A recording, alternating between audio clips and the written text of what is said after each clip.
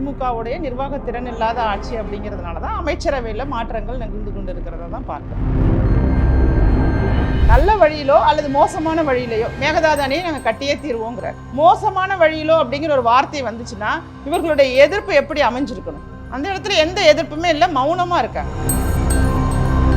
உங்களுடைய உறவினர்களுடைய தொழிலெலாம் அங்கே நடக்குது, அந்த மாநிலங்களில் நடக்கிறதுனால நீங்கள் அங்கே வந்து அவர்கள் அணை கட்டுவதற்கெல்லாம் நீங்கள் எந்த விதமான எதிர்ப்பையும் தெரிவிக்காமல் இருக்கீங்க.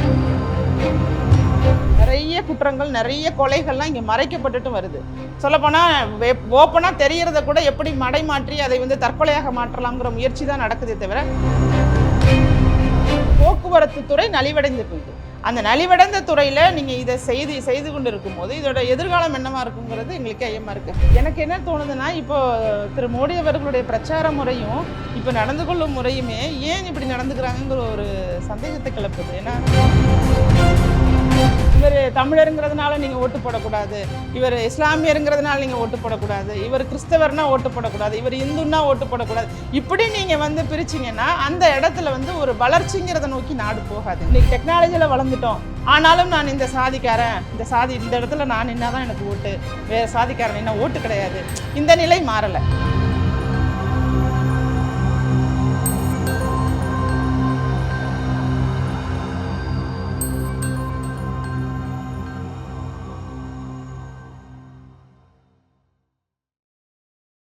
பேச தமிழா பேச நேயர்களுக்கு வணக்கம். இன்னும் நம்மளோட நிகழ்ச்சியில் அனைத்து மக்கள் அரசியல் கட்சியினுடைய தலைவர் திருமதி ராஜேஸ்வரி பிரியா இணைஞ்சிருக்காங்க. அவங்க கூட தான் பேச போகிறோம். வணக்கம் மேம். வணக்கம். ரிசல்ட் வந்த உடனே தமிழகத்தில் அமைச்சரவை மாற்றம் இருக்கும். பிடிஆர் அவர்கள் திருப்பி நிதியமைச்சராகவும், உதயநிதி அவர்கள் துணை முதல்வராகவும் பதவியேற்க போகிறாங்க அப்படின்னு சொல்லி தகவல்கள்லாம் வருது. எப்படி பார்க்குறீங்க? இல்லை, அமைச்சரவையில் மாற்றம் இருக்கும். ஏன்னா அவர்களுக்கு ஏற்றவாறு மாற்றிக்கொள்வார்கள். நிதியமைச்சராக இவர் வருவார் அப்படிங்கிறதுலாம் ஊர்ஜிதமான தகவலாக நம்ம பார்க்க முடியாது. துணை முதல்வராக மாற்றணுங்கிறது அவர்களுடைய திட்டத்தில் முக்கியமான திட்டம் தானே. அது கண்டிப்பாக அதற்கான வாய்ப்புகளை தான் படிப்படியாக உருவாக்கிட்டே இருந்தாங்க. தேர்தலுக்கு முன்னதாக அதை செய்தால் அது அவர்களுக்கு இந்த எம்பி தேர்தலில் ஒரு பின்னடைவை கொடுக்குன்னு சொல்லி எல்லாரும் சொன்னதன் அடிப்படையில் தான் அதற்கு முன்னதாக செய்யலை. நிச்சயமாக அதற்கான வாய்ப்புகள் இருக்கும். அந்த குடும்பத்தை எப்படியாவது முன்னேற வைக்கணுங்கிறதுல தானே அவங்களோட குறிக்கோளே இருக்குது. ஓகே. இல்லை, இதுக்கு முன்னாடி ஒரு அமைச்சரவை மாற்றம் பண்ணாங்க, 2வது முறை. ஸோ தொடர்ந்து அமைச்சரவை மாற்றம் நடந்துட்டு பார்த்தா எதுவும் ஒன்று செட் ஆகலைன்னு தோணுது. மக்களுக்கு அது நல்லது கிடையாது தான். அதாவது ஒரு மாநிலத்தோட வளர்ச்சிக்கு நீங்கள் முக்கியமான துறைகளில் எல்லாம் மாற்றங்களை அடிக்கடி நிகழ்த்தும் போது அந்த துறை சார்ந்து நிறைய திட்டங்கள் நிலுவையில் இருக்கும். அதை திரும்ப மீண்டும் எடுத்து பார்க்கும்போது கால அவகாசம் எடுக்கும். அதில் செயல்பாடுகள் அப்படிங்கிறது குறைவாகத்தான் காணப்படும். அதனால் அது ஒரு சரியான போக்காக இருக்காது. நிதித்துறை அமைச்சரை மாற்றினதே ஏற்றுக்கொள்ள முடியாது. அதெல்லாம் ஒரு மிக முக்கியமான ஒரு துறை. இப்போ ஒரு வருடம் பட்ஜெட் பற்றி அவங்க எல்லாம் கொண்டுட்டு எதை எந்த இடத்துல எப்படி செய்யணுங்கிற ஒரு கான்செப்டுக்கு அப்போ தான் வருவாங்க. அந்த சமயத்தில் அடுத்த முறை வேறு ஒரு அமைச்சரை நீங்கள் மாற்றும் போது அதில் ஒரு வளர்ச்சியோ அல்லது மக்களுக்கான எதுவுமே அங்கே இருக்க போகிறதில்ல. இது ஒரு நிர்வாகத்திறனற்ற ஆட்சி, திமுகவுடைய நிர்வாகத்திறன் இல்லாத ஆட்சி அப்படிங்கிறதுனால தான் அமைச்சரவையில் மாற்றங்கள் நிகழ்ந்து கொண்டு இருக்கிறத தான் பார்க்குறோம். கேரளாவில் சிலந்தி ஆறில் அணை கட்ட போகிறதா அறிவிச்சிருக்காங்க. ஸோ அங்கே அணை கட்டும் போது தமிழக விவசாயிகளுக்கு இன்னுமே தண்ணி பஞ்சம் அதிகமாக தான் ஆகும். ஏன்னா ஏற்கனவே கர்நாடகாலையும் தனித்தர மறுக்கும்போது 2லையுமே திமுகவுடைய கூட்டணி கட்சிகள் தான் ஆட்சியில் இருக்காங்க. ஸோ எந்த மாதிரி நிலைப்பாடு எடுப்பாங்க, என்ன மாதிரி நிலைப்பாடு எடுக்கணும்னு நீங்கள் நினைக்கிறீங்க? அதாவது இதை கூடங்க பசுமை தீர்ப்பாயம் தானாக முன் இப்போ எடுத்திருக்காங்க. 2 கேரளாவுக்கு நோட்டீஸ் அனுப்பியிருக்காங்க, தமிழ்நாட்டுக்கும் நோட்டீஸ் அனுப்பியிருக்காங்க. என்ன விவரம்னு கேட்டு இப்போ திமுக முன்னெச்சரிக்கை நடவடிக்கை எடுத்து என்ன நடக்குதுங்கிறதெல்லாம் தெரிந்து கொள்ள வேண்டும். அதற்கு அவங்க ரொம்பவே அக்ரெசிவாக, அதாவது எந்த அளவுக்கு அவர்களால் அந்த எதிர்ப்பை காட்ட முடியுமோ அந்த அளவுக்கு எதிர்ப்பை வெளிப்படுத்தி இருக்கணும். ஆனால் அவர்கள் அதை வெளிப்படுத்தலை. இப்போ சிலந்தியாறு அப்படிங்கிறது அமராவதி அணைக்கு வரக்கூடிய முக்கியமான ஒரு 4 இடத்துலேருந்து வருது. அப்படின்னா சிலந்தியாறுலேருந்து நமக்கு அமராவதிக்கு தண்ணி வருது. அமராவதியிலேருந்து கிட்டத்தட்ட இங்கே ஒரு 2 மாவட்டங்கள் முழுமையாகவே பயனடைது. 55 ஏக்கர் விவசாய நிலத்துக்கு பாசன வசதிக்கு பயன்படக்கூடிய ஒரு நீர் வருது. 300 கிராமங்களுக்கு தண்ணீர் கிடைக்குது, குடிநீர் கிடைக்குது. 110 கூட்டு குடிநீர் திட்டங்கள்லாம் அங்கே இருக்குது.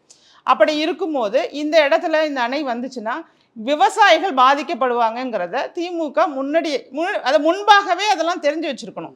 இவர்கள் சென்ற முறை ஆட்சியில் இருந்தபோது 2010 பார்த்தீங்கன்னா பாம்பாற்றின் குறுக்கே, அதுவும் ஒரு முக்கியமான ஒரு அமராவதிக்கு வரக்கூடிய நீர் அங்கேருந்து வருது, பாம்பாற்றிலேருந்து வருது. அந்த பாம்பாற்றின் குறுக்கேவும் ஒரு அணை கட்டினாங்க. அதையுமே இவர்கள் பட்டிச்சேரி அணை, அது அந்த அணையுமே வந்து கட்டி முடித்த பிறகுதான் இவங்க வந்து ஆஹா தேர்தல் வருது, அணை கட்டிட்டாங்க, இது குறித்து தேர்தல் பிரச்சாரத்தில் பேச தொடங்கிடுவாங்களேன்னு அப்பொழுதுதான் அவர்கள் அந்த அணையை பற்றி விவரமே தெரிந்து கொள்ள தொடங்கினாங்க. அப்ப திமுகவிற்கு மக்கள் சார்ந்தோ, மக்கள் நலன் சார்ந்தோ, விவசாயிகள் சார்ந்தோ சிந்திக்கக்கூடிய எண்ணம் பொதுவாகவே இல்லை. இது காவேரி விஷயத்திலையும் கிடையாது. 2007 வந்து அரசு நாளிதழில் வெளியிடணும் அப்படின்னு சொல்லி ஒரு ஆணித்தரமாக இவங்க எந்த இடத்துலையுமே குறிப்பிடலை, அதற்கான எந்த நடவடிக்கையுமே எடுக்கலை. அந்த இடத்துலேருந்து ஆரம்பித்து இன்றளவு வரைக்குமே இந்த அணை விவகாரத்தில் மிகவும் இலகுவாக ஒருவேளை அவர்களுக்கு விட்டு கொடுத்து போகிற மாதிரியே. இப்போ அங்கே கர்நாடகாவில் என்ன சொல்கிறாரு சிவகுமார் துணை முதல்வர் அவர்கள் என்ன சொல்கிறாருன்னா, நல்ல வழியிலோ அல்லது மோசமான வழியிலையோ மேகதாது அணையை நாங்கள் கட்டியே தீர்வோங்கிறார். அப்போ அந்த ஸ்டேட்மெண்ட்டுக்கு எதிராக ஒரு முதல்வர் எப்படி குரல் கொடுக்கணும்? மோசமான வழியிலோ அப்படிங்கிற ஒரு வார்த்தை வந்துச்சுன்னா இவர்களுடைய எதிர்ப்பு எப்படி அமைஞ்சிருக்கணும்? அந்த இடத்துல எந்த எதிர்ப்புமே இல்லை, மௌனமாக இருக்காங்க. அதை தான் எதிர்க்கட்சி தலைவர் திரு எடப்பாடி கே பழனிசாமி அவர்கள் குறிப்பிடுறாங்க. நீங்கள் கள்ள மௌனம் காக்குறீங்க, இந்த கள்ள மௌனத்துக்கு என்ன அர்த்தம்? அப்போ அவர்களை அணை கட்டுவதற்கு நீங்கள் உடந்தையாக இருக்க போறீங்களா? மக்களை மக்களுடைய விவசாயிகள் எல்லாம் நீங்கள் மக்களுடைய நலன்களை திட்டங்களை இதெல்லாம் கொண்டு போய் அடமானம் வச்சுட்டு தான் நீங்கள் கூட்டணி வச்சுக்கணுமா அப்படின்னு கேட்குறாங்க. இது நியாயமான ஒரு கேள்வி தானே. அது மாதிரி நீங்கள் பேசுறது ஒன்று செயலில் ஒன்று அப்படிங்கிறத முன்னாள் அமைச்சர் எஸ்பி வேலுமணி அவர்களும் குறிப்பிடுறாங்க. நாடக மாடல் ஆட்சி அப்படின்னு சொல்லி நேற்று ஒரு அறிக்கை வெளியிட்டிருக்காங்க. இப்போ அவர்கள் குறிப்பிடுவது எல்லாமே நிச்சயமான உண்மையாகத்தானே தெரியுது பார்த்து கொண்டிருக்கிற மக்களுக்கு. ஏன்னா கொதித்து எழ வேண்டிய இடத்துல நீங்கள் எந்த இடத்துலையுமே கொதித்து எழலை, ரொம்ப அமைதியாக ரொம்ப கூலாக நீங்கள் விடுமுறைக்கெல்லாம் சென்றுக்கிட்டு இந்த மாதிரியெல்லாம் காலத்தை போக்கிக்கிட்டு இந்த டைமில் எப்படி இருக்கணுமோ அப்படி இருக்கணும், அதெல்லாம் அவங்க மறந்துட்டாங்க. இப்போ அவர்கள் சிந்தனை முழுவதுமாக குடும்ப நலன், குடும்ப வளர்ச்சி. நீங்கள் குறிப்பிட்டது போல் அவரை எப்படி துணை முதல்வர் ஆக்குறது, ஏற்கனவே எம்எல்ஏ ஆக்கியாச்சு, அமைச்சர் ஆக்கியாச்சு, அடுத்து துணை முதல்வருக்கு கொண்டுட்டு வந்துடணும். இதே மாதிரி இவர்களுடைய வளர்ச்சி, இவங்க குடும்ப வளர்ச்சி. இன்னொரு விஷயத்தையும் குறிப்பிட்டிருக்காரு திரு எஸ்பி வேலுமணி அவர்கள், அதையுமே நீங்கள் கவனிக்கணும்.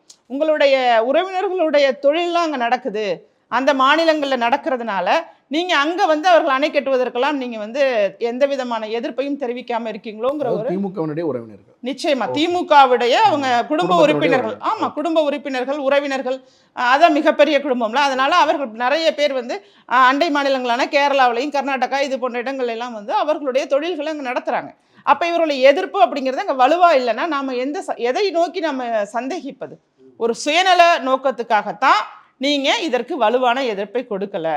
இந்த வலுவான எதிர்ப்பை கொடுக்கணும் அப்படின்னு சொல்லி நிச்சயமாக எல்லாருமே அதற்கு குரல் எழுப்ப வேண்டிய ஒரு இடத்துல நாம் இருக்கோம். சிலந்தியனைக்கு நீர்வளத்துறை அமைச்சராக இருக்கட்டும், அவருமே வந்து ஒரு பசப்பலான ஒரு பதில் தான் கொடுக்குறாரு. எங்களை மீறி எதுவும் பண்ண முடியாது, தமிழ்நாட்டுட்டு அவங்க அனுமதி கேட்கணும் அப்படிங்கிற மாதிரி. நீங்கள் இதுக்கு முன்னெச்சரிக்கையாக நீங்கள் நடந்து கொள்ளாமல் இப்போ நீங்கள் ஒரு வழக்கு பசுமை தீர்ப்பாயம் வந்து எடுக்கும் போது நீங்கள் பேச தொடங்குறது அப்படிங்கிறதுலையே நீங்கள் வந்து உங்களோட செயல்பாடுகள் பூஜ்ஜியத்தில் தான் இருக்குது. நீங்கள் எந்த இடத்துலையுமே முழுமையாக இன்னும் செயல்பட தொடங்கலை அப்படிங்கிறத நாம் கவனிச்சோம். செயலற்று போயிருக்க மாதிரியே இருக்கார் முதல்வர். அந்த முதல்வருடைய தோனி பார்த்தீங்கன்னா விளம்பரத்தில் கொடுக்கக்கூடிய கவனத்தையும் அதற்கான முக்கியத்துவத்தையும் மக்களுக்கான திட்டங்களிலோ செயல்களிலோ அதை நடைமுறைப்படுத்துவதிலோ கொடுக்கறதுக்கு தயங்குறாரு.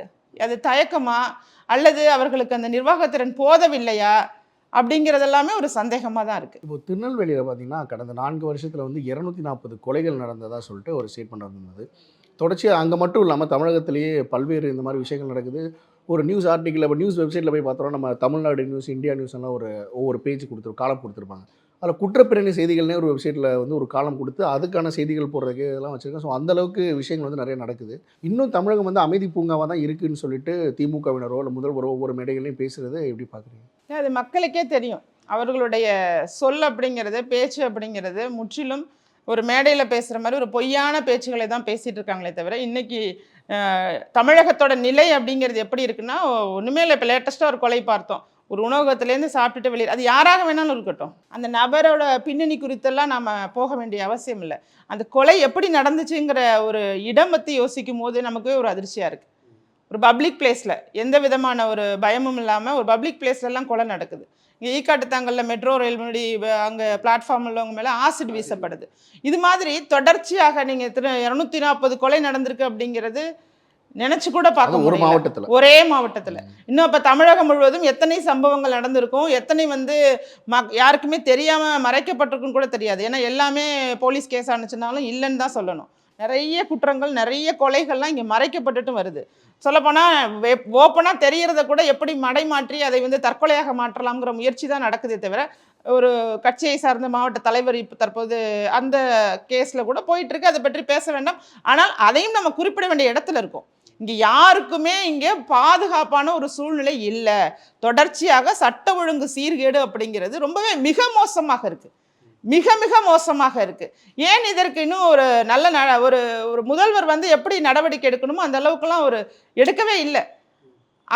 அச்சத்தோட மக்கள் வாழ்ந்துட்டு இருக்காங்க அப்படிங்கிறத ஏன் ஆட்சியில் இருக்கவங்க உணரலைங்கிறது தான் என்னை போன்றவருக்கெல்லாம் ஒரு கோபத்தையே ஏற்படுத்துது. அது என்ன காரணமாக இருக்கு? ஏன்னா இவ்வளோ கொலைகள் வந்து நடக்குது, அதை பார்க்காம இவங்க வந்து மேடைகளில் தமிழகம் அமைதி பூங்காவாக தான் இருக்குன்னு பேசுகிறாங்களா, இல்லை முதல்வர் கவனத்துக்கு அது செல்லலையா, என்ன காரணமாக இருக்குன்னு பார்க்குறேன். இல்லை, முதல்வர் கவனத்துக்கு செல்லலைன்னு சொன்னோம்னா அப்போ அவங்க முதல்வராக இருக்கும்போது அவங்க செயல்படவே இல்லைங்கிற ஒரு அர்த்தத்துக்கு வந்துடும். நிச்சயமாக அவர்கள் கவனத்திற்கெல்லாம் செல்லும் தான். இந்த செய்திகளும் வந்து அவர்கள் செய்தி ஊடகங்களில் பல செய்தி ஊடகங்கள் அவர்களுக்கு ஆதரவாகவும் கொஞ்சம் மாறிட்டாங்க. இதனால் பல செய்திகளை தெளிவாக அதை எடுத்துகிட்டு போய் இறுதி வரை சென்று அதை கொண்டு போய் சேர்க்கிற இடத்துலையும் அவர்கள் இல்லை.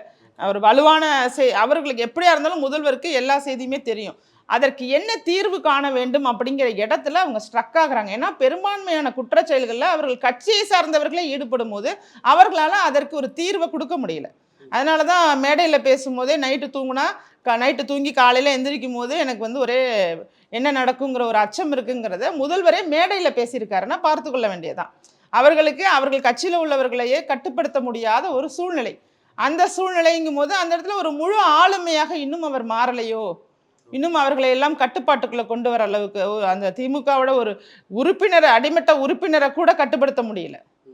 ஏன்னா இன்றைக்கி எல்லாருமே முதல்வர் மாதிரி நாங்கள் ஆட்சியில் இருக்கோம் அப்படிங்கும்போது அதிகாரம் எங்கள் கையில் இருக்குங்கிறதுனால திமுகவில் உள்ள அனைவருமே தான் முதல்வருங்கிற மாதிரியே நடந்துக்கிறாங்கன்னு நான் சொல்லலை, அந்தந்த பகுதியில் உள்ள மக்கள் சொல்கிறாங்க. அவர்கள் போயிட்டு அங்கே இருக்கக்கூடிய சின்ன சின்ன கடைகளில் போய் அவங்க மாமூல் வசூல் பண்ணுறதா இருக்கட்டும், மற்றவர்கள்ட்ட நடந்துக்கிறதா இருக்கட்டும், லஞ்சம் வசூலிப்பதாக இருக்கட்டும், ஊழல் செய்கிறதா இருக்கட்டும், எல்லா இடங்களிலையுமே அவர்கள் ஒரு தனி கவர்மெண்ட் நடத்துகிற மாதிரி ஒரு மினிஸ்டர் லெவலுக்கு தான் நடந்துக்கிட்டு இருக்காங்கங்கிறத அந்த ஊர் பகுதியில் உள்ள மக்கள் சொல்கிறாங்க. அப்போ இதையெல்லாம் கட்டுப்படுத்த வேண்டிய இடத்துல முதல்வர் இருக்கணும். அந்த இடத்துல அவர் இருக்காராங்கிறது தான் நமக்கெல்லாம் ஒரு சந்தேகமாக இருக்குது. ஏன்னா எந்த இடத்துலையும் தன்னுடைய நான் இரும்பு கரம் கொண்டு அடக்குவேன் அப்படிங்கிறதெல்லாம் வந்து வாய் வார்த்தையில் தான் இருக்குது. ஒரு சாதாரண ஒரு பேச்சாளரை கூட முழுவதுமாக நீக்கி உங்களால் கட்சியிலேருந்து தூக்க முடியல. ஒரு தற்காலிக நீக்கம் செய்து சேர்த்து கொள்றீங்க. அப்போ அந்த இடத்துல உங்களுடைய தலைமை மேலேயே ஒரு மக்களுக்கு ஒரு நம்பிக்கை ஏற்படலை. அதாவது தேர்தலுக்கு முன்னதாக நீங்கள் கொடுத்த தேர்தல் வாக்குறுதிகளை நம்பி உங்களுக்கு ஓட்டு போட்டு உங்களை ஆட்சியில் அமர வச்சுட்டாங்க. அதற்கு பின்னால் மக்கள் அந்த தேர்தல் வாக்குறுதிகள் எல்லாம் நீங்கள் நிறைவேற்றினீங்களான்னு கேட்டால் சரியான முறையில் நிறைவேற்றலன்னு அவர்களுக்கே தெரியும். ஏன்னா நீங்கள் ஒரே ஒரு விஷயத்தை தான் எல்லா இடத்துலையும் சொல்கிறீங்க, 1000 ரூபாய் கொடுத்தோம் 1000 ரூபாய் கொடுத்தோன்னு சொல்கிறீங்க. அதுவே அனைத்து மகளிருக்குன்னு சொல்லிட்டு அது அனைவருக்கும் போகாமல் தகுதி வாய்ந்த பெண்களுக்குன்னு சொல்லி அதை பிரிச்சுட்டீங்க. அது உங்களுக்கே தெரியும். நீங்கள் பிரச்சாரம் பண்ண போகிற இடத்துலலாம் எங்களுக்கு வரல நிறைய பேர் கை தூக்குறதை நம்ம பார்த்துட்டீங்க. அப்படி இருக்கும்போது உங்களுடைய ஆட்சியில் ஒரே ஒரு திட்டம், ஏதாவது ஒரு திட்டம் முழுமையாக நிறைவேற்றப்பட்டுள்ளதுன்னு சொல்ல முடியுமான்னு சொல்லவே முடியாது. அதிமுக ஆட்சி காலத்தில் நிறைவடைந்த திட்டத்தை கூட நீங்கள் வந்து காழ்ப்புணர்ச்சி காரணமாக தடுத்து வச்சிருக்கீங்க. அத்திக்கடவு அவிநாசி திட்டமாக இருக்கட்டும், பல திட்டங்களை வந்து அந்த திட்டங்களை கூட ஒரு அரசியல் காழ்ப்புணர்ச்சி காரணமாக அதை தடுத்து நிறுத்தி வச்சிருக்கீங்களே தவிர நீங்கள் எதை செய்யணும்னு நினச்சிட்டு இருக்கீங்கன்னா டாஸ்மாகை நல்லா டெவலப் பண்ணணும்னு நினைக்கிறீங்க. அதை வேணால் ஏற்றுக்கொள்ளலாம். புதிய வகை கோதுமை பீரு அந்த மாதிரியான மதுபான வகைகளை அறிமுகப்படுத்தணும்னு நினைக்கிறீங்க. அதோட வருமானத்தை அதிகப்படுத்தணும்னு நினைக்கிறீங்க. அந்த இடத்த வேணால் நம்ம நிச்சயமாகவே அரசாங்கத்துக்கு அவங்க என்ன சொல்கிறாங்கன்னா, இது தமிழ்நாடு அரசுக்கு இதுக்கு சம்மந்தம் இல்லை, டாஸ்மாக்ன்ற ஒரு நிறுவனம் அவங்க அறிமுகப்படுத்துறதுக்கு தமிழ்நாடு கவர்மெண்ட் என்ன பண்ண முடியும்னு கேட்குறாங்க. இல்லைங்க, அதோட வருமானம் தமிழக அரசு தானே நடத்துகிறாங்க. டாஸ்மாக் யாருக்கு கீழே நடக்குது? டாஸ்மாகோட விரிவாக்கம் என்ன? தமிழ்நாட்டோட ஸ்தாபனம் தானே அது. அப்படி இருக்கும்போது தமிழக அரசுக்கும் அதுக்கும் பட்ஜெட்டில் நீங்கள் வாசிக்கிறீங்களே 45 கோடி வந்து 45,000 கோடியா, 45,000 கோடி வந்து சென்ற பட்ஜெட்டில் வந்து நீங்கள் இதன் மூலமாக கிடைத்த வருமானம்னு நீங்கள் வாசிக்கிறீங்களே, அப்புறம் எப்படி டாஸ்மாக் உங்களுக்கு தொடர்புன்னு சொல்ல முடியும்?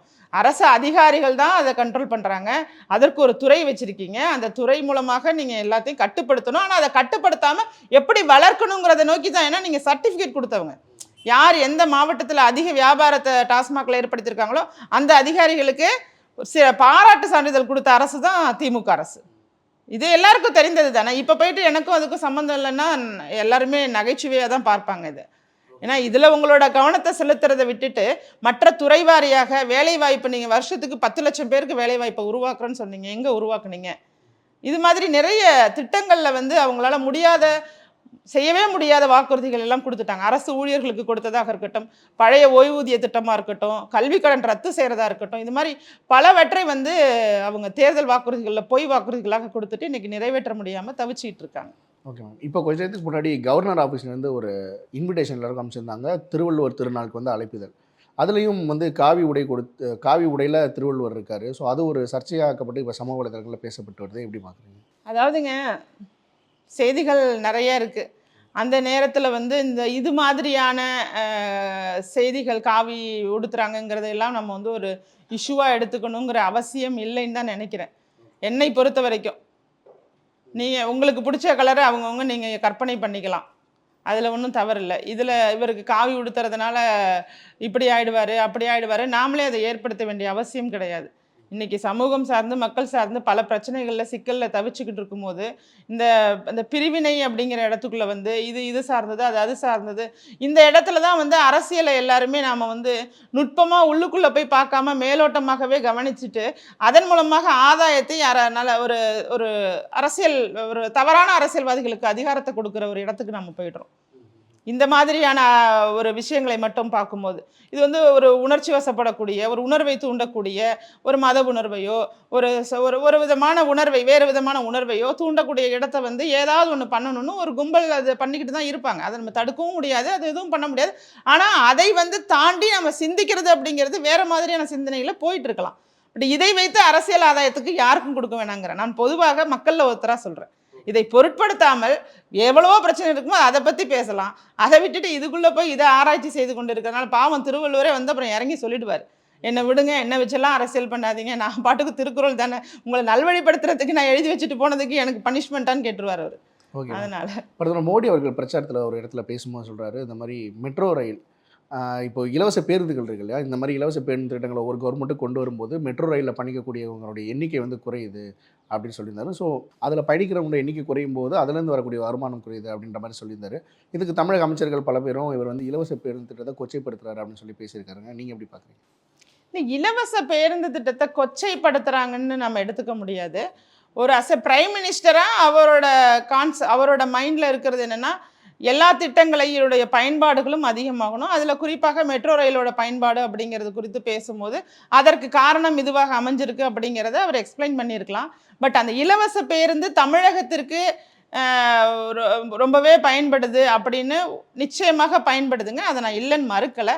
ஆனால் அதே சமயத்தில் போக்குவரத்து துறை எப்படி செயல்பட்டு இருக்கு, இங்கே போக்குவரத்து துறையோட நிலை என்ன, ஒவ்வொரு பேருந்தோட நிலை என்ன, இன்னைக்கு எப்படிப்பட்ட வாகனங்களை அவங்க இயக்கிட்டு இருக்காங்க, படிக்கட்டு தனியாக விழுகுது, சீட்டு தனியாக விழுகுது, எல்லா பேருந்துகளுமே ஒரு சரியான நிலையில் இல்லாமல் புதிய பேருந்துகளே வாங்கலை, மழை தண்ணி உள்ள வருது. அதான் பயணம் செய்வதற்கு ஏதுவாகவே இல்லாத சூழ்நிலையில் நீங்கள் இலவச பேருந்துகள் கொடுக்கறதுக்கு பதிலாக ஒரு நல்ல பேருந்துகளை விடலாம். இன்னொன்று, நீங்கள் பெட்ரோல் டீசல் விலையை குறைக்கலாம்.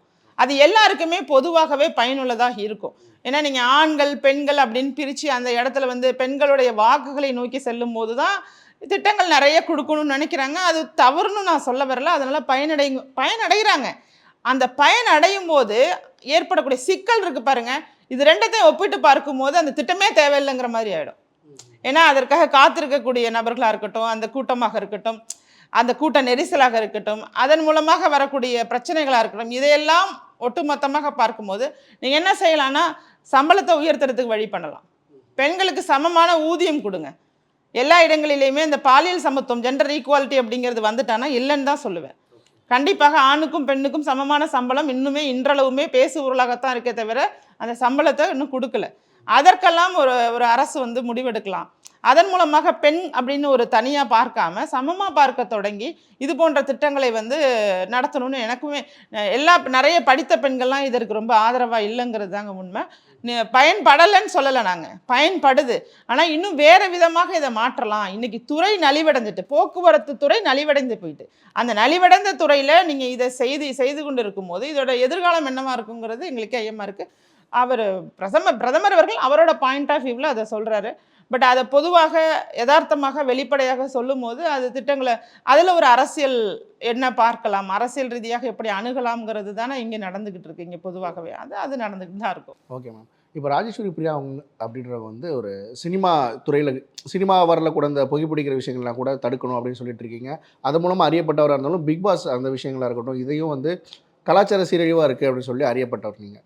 இப்போது சுசித்ரா அவர்கள் ஒரு பேட்டியில் சொல்லியிருந்தாங்க, ஒரு கமல் அவர்கள் நடத்தின ஒரு பார்ட்டியில் வந்து ட்ரக்ஸ் யூஸ் பண்ணாங்க, நான் வேண்டான்னு சொல்லிட்டதுனால என்னை வந்து டார்கெட் பண்ணுறாங்க அப்படின்னு சொல்கிறாங்க.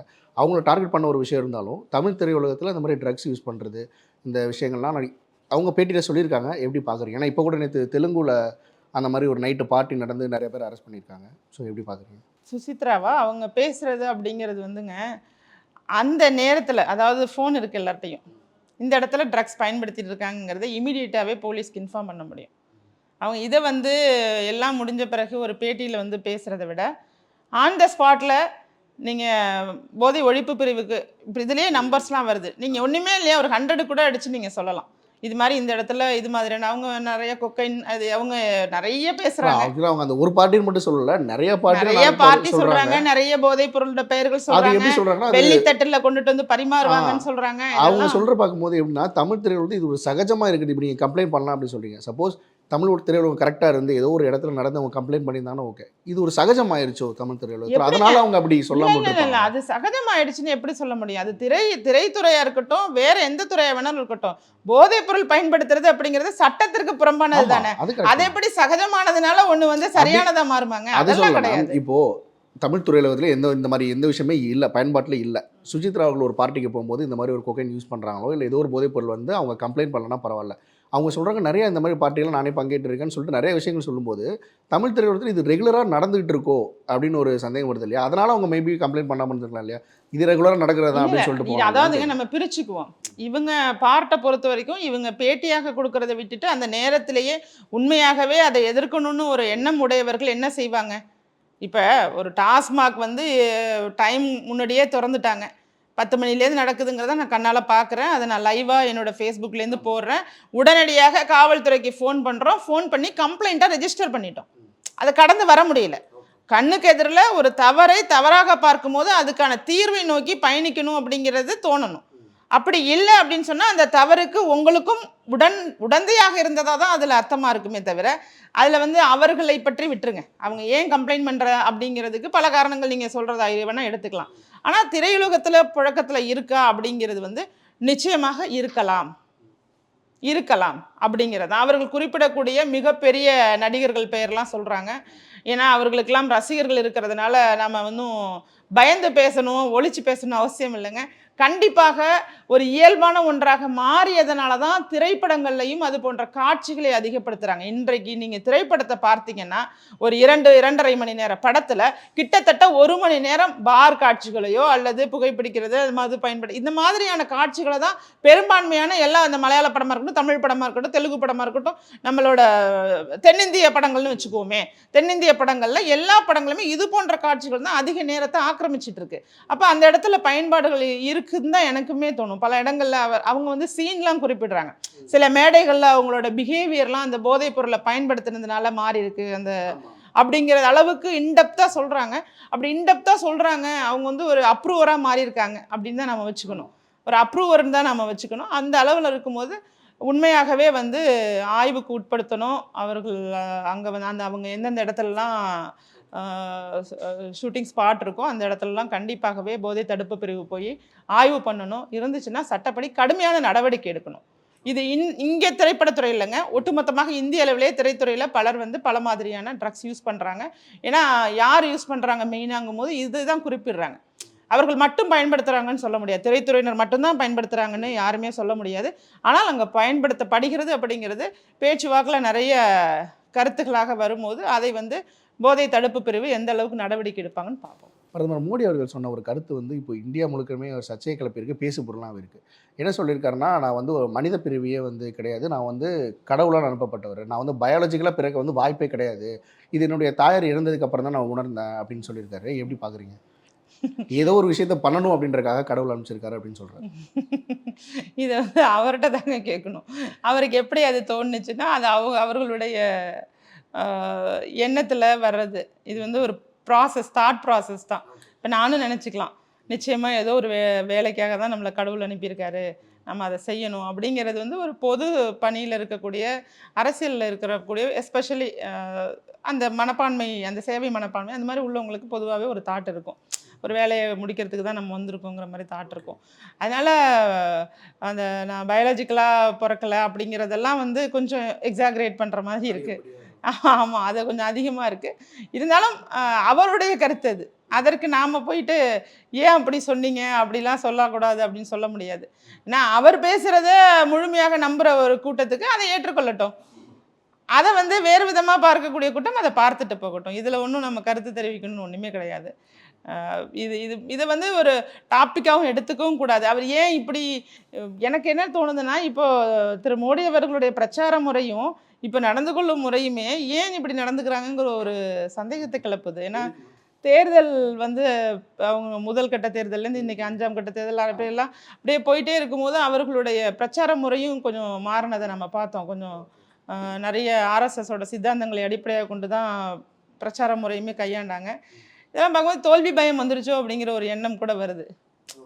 ஏன்னா அரசியலில் தேவையான பேச்சுக்கள் நிறையா இருக்கும்போது மக்களை ரொம்ப போய் சேரணுங்கிறதுக்காக பேசணும் அப்படிங்கிற இடம் வர்றதுக்கான காரணம் வந்து கருத்து என்னவாக வேண்டுமானாலும் இருக்கட்டும், அதற்கான நோக்கம் வந்து தேர்தலை நோக்கியதாக தான் இந்த தேர்தல் சமயத்தில் பேசுவதனால நான் அப்படி தான் எடுத்துக்கிறேன். Okay ma'am. அமித்ஷா அவர்கள் ஒடிசாவில் பேசும்போது ஒடிசாவை வந்து தமிழர்கள் எப்படி ஆளலாம், அவங்க வந்து வந்தேரிகள், ஒடியாவை சேர்ந்தவர்கள் தான் ஆளணும் அப்படின்னு சொல்லிட்டு சொல்லியிருந்தாரு. இதுவும் தமிழ்நாட்டில் தமிழர்களை வந்து அசிங்கப்படுத்துறாரு, இரட்டை வேடம் போடுறாங்க பாஜக அப்படின்ற மாதிரி கருத்தை முன்வைக்கிறாங்க. இது எப்படி பார்க்க? அந்த மாதிரி பேச வேண்டிய அவசியம் இல்லை தான். ஏன்னா எல்லா இடத்துலையுமே இந்த பேச்சு பொதுவாக இருக்குது. இங்கே பேசும்போது தமிழர்கள் தான் ஆளணும் அப்படிங்கும் போது நமக்கு அது சரியானதாக படுது. அப்படி தான் இருக்கணும்னு நம்ம நினைக்கிறோம். இதே மற்ற இடத்துக்கு போகும்போது அது வேறுபடுது. இங்கே பொதுவாகவே அரசியலில் வந்து இந்த பிரிவினைவாதம் அப்படிங்கிற இடத்த நான்லாம் ஏற்றுக்கொள்ள மாட்டேங்க. இப்போ நீங்கள் இந்தியர்களாக ஒற்றுமையாக செயல்படணும்னா இந்தியர்களாக நம்ம ஒற்றுமையாக இருக்கணும். எந்த இடத்துல என்ன பேசலாம் அப்படிங்கிறது மாதிரியான ஒரு நிலை அப்படிங்கிறது வருத்தத்திற்குரியது தான். திரு அமித்ஷா பேசியதை ஏற்றுக்கொள்ளவே முடியாது தான். ஏன்னா எந்த அடிப்படையில் தரப்புல என்ன சொல்கிறாங்க, நான் ஒருத்தரை மென்ஷன் பண்ணி சொன்னாங்க, விகே பாண்டியன் இருக்கிற ஒரு தமிழரை மென்ஷன் பண்ணி சொன்னாங்க, பட் தவறாக புரிஞ்சுக்கப்பட்டது அப்படின்றாங்க. இல்லை, இது மக்களால் தேர்வு செய்து வரக்கூடிய ஒரு இடம் தானே தேர்தல். மக்கள் ஓட்டு போட்டு தான் தேர்ந்தெடுக்க போகிறாங்க. அங்கே வந்து தமிழர், தெலுங்கர், கன்னடர் நம்ம வந்து பார்த்து பேச வேண்டிய அவசியம் இல்லை. நீங்கள் அவர்களுடைய செயல்பாடுகளில் ஏதாவது குறை இருந்து, இல்லை அவர்கள் ஏதாவது ஊழல்வாதியாக இருந்து அப்படி இருந்தால் அதை நீங்கள் குறிப்பிட்டு இவருக்கு ஓட்டு போடக்கூடாதுன்னு சொல்கிற இடம் வந்து ஒரு ஒரு ஒரு சிறப்பாக இருக்கும். ஒரு வளர்ச்சியை நோக்கி நாட்டை எடுத்துகிட்டு போகிறாங்க அப்படிங்கிற மாதிரி இருக்கும். இவர் தமிழருங்கிறதுனால நீங்கள் ஓட்டு போடக்கூடாது, இவர் இஸ்லாமியருங்கிறதுனால நீங்கள் ஓட்டு போடக்கூடாது, இவர் கிறிஸ்தவர்னா ஓட்டு போடக்கூடாது, இவர் இந்துன்னா ஓட்டு போடக்கூடாது, இப்படி நீங்கள் வந்து பிரிச்சிங்கன்னா அந்த இடத்துல வந்து ஒரு வளர்ச்சிங்கிறத நோக்கி நாடு போகாதுங்க.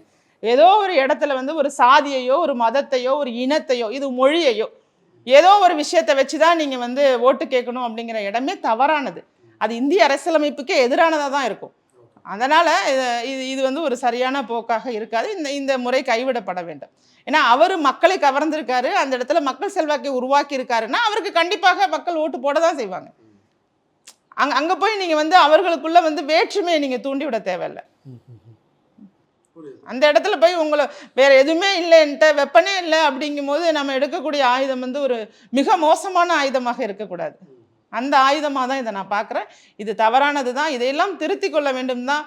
அடுத்த தலைமுறை அரசியல்வாதிகளாக இருக்கக்கூடிய நாங்கள் மக்களை வந்து ஒன்றுபடுத்தி அவர்களுக்கான நல்ல நிறைய திட்டங்களையும் நிறைய அவர்களை வேறு லெவலுக்கு எடுத்துகிட்டு வரணும், வல்லரசாக மாற்றணும்னு சொல்கிறத விட அதுக்கான திட்டங்களோடு நாங்கள்லாம் காத்திருக்கிறோம். அப்படிப்பட்ட இடத்துல இங்கே நடக்கக்கூடிய அரசியல் பிரச்சார முறைகளும் அவர்கள் பேசக்கூடிய முறைகளும் எல்லாமே என்ன பண்ணுதுன்னா பின்னோக்கி இழுத்து செல்வது போல இருக்குது. நாட்டையே பின்னோக்கி இழுத்து செல்வது போல். இன்றைக்கி டெக்னாலஜியில் வளர்ந்துட்டோம், ஆனாலும் நான் இந்த சாதிக்காரன், இந்த இடத்துல நான் நின்னா தான் எனக்கு ஓட்டு, வேறு சாதிக்காரன் என்ன ஓட்டு கிடையாது. இந்த நிலை மாறலை. இது என்னைக்கு மாறப்போகுதுன்னு தெரியலை. ஆனால் இதெல்லாம் மாற வேண்டும் அப்படிங்கிற இடத்துல நாங்கள்லாம் நிற்கிறோம். Okay ma'am. இப்போ ஆர்பி உதயகுமார் ஒரு விஷயம் சொல்லியிருந்தாரு, தேர்தல் ரிசல்ட் வந்ததுக்கப்புறம் எடப்பாடி பழனிசாமி அவர்கள் கை காட்டுறவர் தான் பிரைம் மினிஸ்டர் அப்படின்னு சொல்லியிருந்தார். இதை திமுகவில் மு.க. ஸ்டாலின் அவர்களோ இல்லை வேறு யாரோ சொல்லி தான் நம்ம அக்செப்ட் பண்ணிக்கலாம். ஏன்னா இண்டி கூட்டணின்னு மிகப்பெரிய கூட்டணி வச்சுருக்காங்க. ஒருவேளை இவர் கை காட்டுற பிரதமராக இருக்கும் வாய்ப்பு இருக்குது அப்படின்னு நம்ம சொல்லலாம். அதிமுகவில் அதுக்கான வாய்ப்பு எப்படி இருக்குது? எந்த வச்சு இவர் இந்த வார்த்தை சொன்னார்னு நினைக்கிறீங்க? இல்லை அப்படி நீங்கள் அரசியலில் வாய்ப்பு இருக்குது வாய்ப்பு இல்லைன்னுலாம் சொல்ல முடியாதுங்க. ஏன்னா மக்கள் என்ன தீர்ப்பு வழங்கியிருக்காங்க ஒட்டுமொத்தமாக ஒரே ஒரு தொகுதியோட தேர்தல் முடிவு கூட உங்களுக்கு வந்து அங்கே அவங்களுக்கு தேவைப்பட்டுச்சுன்னா அவர்களுடைய ஆதரவு தேவைப்பட்டுச்சுன்னா அவர்கள் கை காட்டுறவங்க தானே. ஓகே. அதனால் தேர்தல் முடிவுகளை பொறுத்த வரைக்கும் வாய்ப்பே இல்லைன்னுலாம் சொல்ல முடியாதுல்ல. அதனால் நிச்சயமாக அது அவருடைய கருத்தாக இருந்தாலும் அதற்கு வாய்ப்பே இல்லைங்கிறதையும் நம்ம குறிப்பிட முடியாது. வாய்ப்பு இருக்கும் தான் எல்லாத்துக்குமே. இன்றைக்கி நடக்கக்கூடிய தேர்தல் பிரச்சார முறைகளெல்லாம் பார்க்கும்போது ஒரு பெரிய ஒரு ஏதோ ஒரு வேறுபாடு தெரிகிறது. சென்ற தேர்தலுக்கும் நான் 2019 தேர்தலுக்கும் 2024 மக்களவை தேர்தலுக்கும் ஒரு வித்தியாசத்தை எல்லாராலையுமே உணர முடியுது. அந்த வித்தியாசத்தினால என்ன தேர்தல் முடிவு வரும் அப்படிங்கிறது யாராலையுமே ஒரு கிளியராக கணிக்க முடியாத இடத்துல இருக்கும்போது அவர் சொன்னது ஒன்றும் தவறு இல்லைன்னு தான் எனக்கும் தோணுது. ஓகே மேம், ரொம்ப நன்றி மேம். உங்களுடைய கருத்துக்களை இவ்வளோ பகிர்ந்து கொண்டீங்க. ரொம்ப நன்றி. உலக தமிழ் சொந்தங்களுக்கு வணக்கம். நான் ராஜவேல் நாகராஜன். பேசு தமிழா பேசு வலையொலியுடைய வளர்ச்சிக்கு நீங்களும் உறுதுணையாக இருக்கணும்னு நினச்சிங்கன்னா இந்த வீடியோடைய டிஸ்கிரிப்ஷனில் இருக்கக்கூடிய ரேசர் பே லிங்கை கிளிக் பண்ணுங்கள். அந்த லிங்க்கில் போயிட்டு உங்களுக்கு விருப்பமான தொகையை பேசு தமிழா பேசுவனுடைய வளர்ச்சிக்கு உங்களுடைய பங்களிப்பாக நீங்கள் கொடுக்கலாம். நன்றி, வணக்கம்.